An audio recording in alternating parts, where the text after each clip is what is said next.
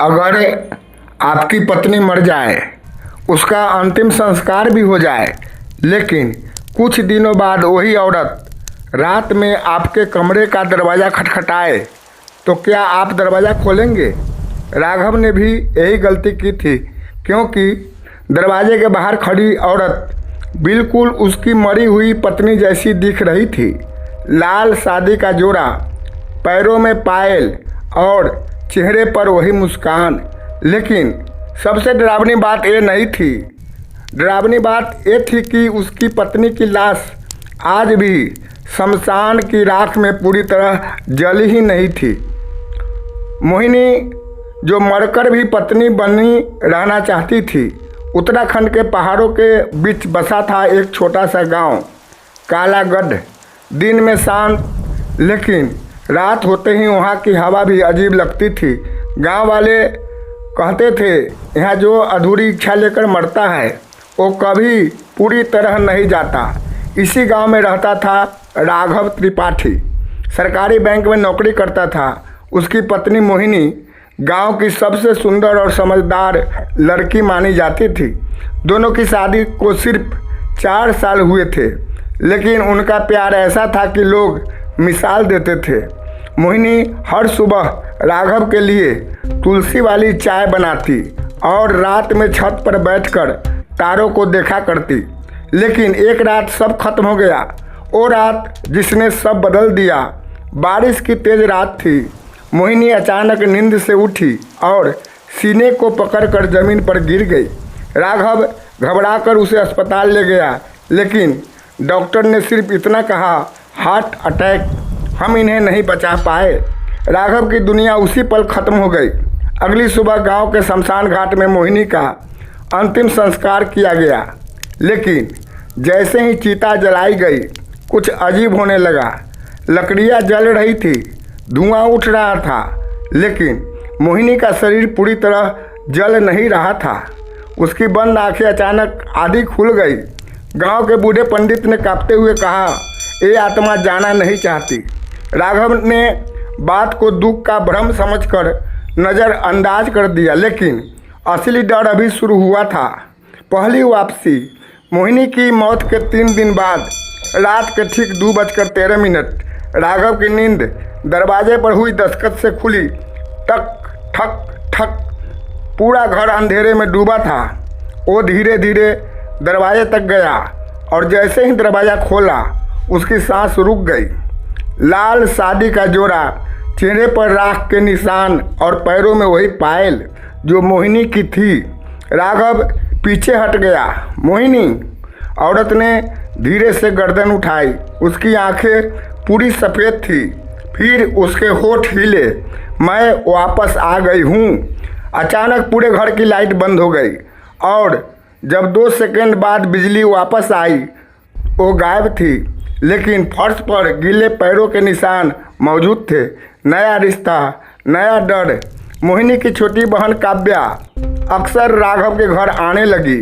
वो राघव का ख्याल रखती, खाना बनाती, घर संभालती।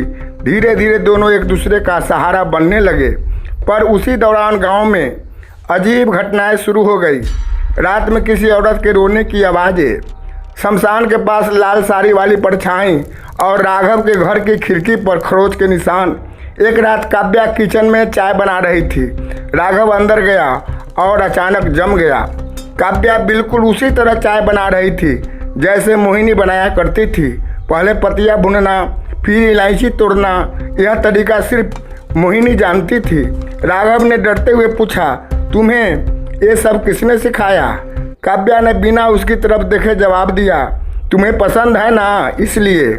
लेकिन वो आवाज़ काव्या की नहीं थी, वो मोहिनी की आवाज़ थी। आत्मा का कब्जा। धीरे धीरे काव्या बदलने लगी। वो वही कपड़े पहनती जो मोहिनी पहनती थी, वही इत्र, वही मुस्कान, यहाँ तक कि उसकी लिखावट भी मोहिनी जैसी हो गई। एक रात राघव की आँख खुली तो उसने देखा काव्या आईने के सामने बैठी थी, लेकिन आईने में चेहरा काव्या का नहीं, मोहिनी का दिख रहा था। राघव डर के मारे पीछे हट गया। तभी काव्या धीरे से बोली, अब कोई हमें अलग नहीं कर सकता। कमरे का तापमान अचानक बर्फ जैसा ठंडा हो गया। दीवारों पर टंगी तस्वीरें खुद ब खुद गिरने लगी और तभी राघव को एहसास हुआ मोहिनी की आत्मा अब काव्या के शरीर में रहने लगी है। सबसे खतरनाक मांग।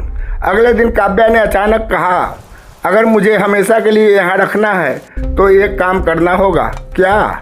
उसकी आंखें पूरी काली हो गई। शमशान में मेरी अधजली चूड़ियाँ लाकर दो। राघव डर गया लेकिन उसने मना नहीं किया। उस रात वो शमशान पहुंचा। चारों तरफ धुंध थी और राख के बीच उसे सच में मोहिनी की टूटी हुई चूड़ियाँ मिल गई। लेकिन जैसे ही उसने उठाया, पीछे से किसी औरत की फुसफुसाहट सुनाई दी, अब तुम कभी बच नहीं पाओगे। अंतिम अनुष्ठान। डर कर राघव गांव के एक तांत्रिक अघोर बाबा के पास गया। बाबा ने पूरी बात सुनकर कहा, ये प्रेम नहीं मोह है और मोह में फंसी आत्मा सबसे खतरनाक होती है। उन्होंने चेतावनी दी, अगर जल्दी कुछ नहीं किया गया तो आत्मा काव्या के साथ साथ उसके होने वाले बच्चे पर भी कब्जा कर लेगी। अमावस्या की रात घर के बीचों बीच हवन कुंड बनाया गया। काव्या को बीच में बैठाया गया।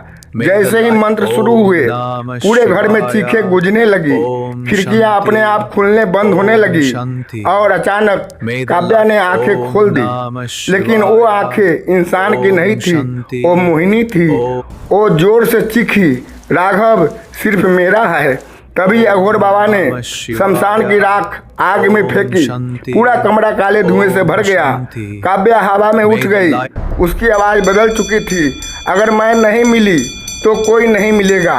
अचानक हवन की आग भड़क उठी और एक काली परछाई काव्या के शरीर से निकलकर चिखती हुई आग में समा गई।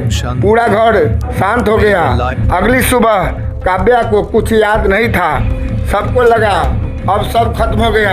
राघव ने राहत की सांस ली। लेकिन उसी रात जब वो कमरे में अकेला बैठा था, तभी पीछे रखे आईने पर धुंध जमने लगी। धीरे धीरे उस धुंध पर उंगलियों से शब्द लिखे गए, मैं अभी भी यही हूँ। और आईने में राघव के पीछे लाल साड़ी पहने मोहिनी खड़ी मुस्कुरा रही थी।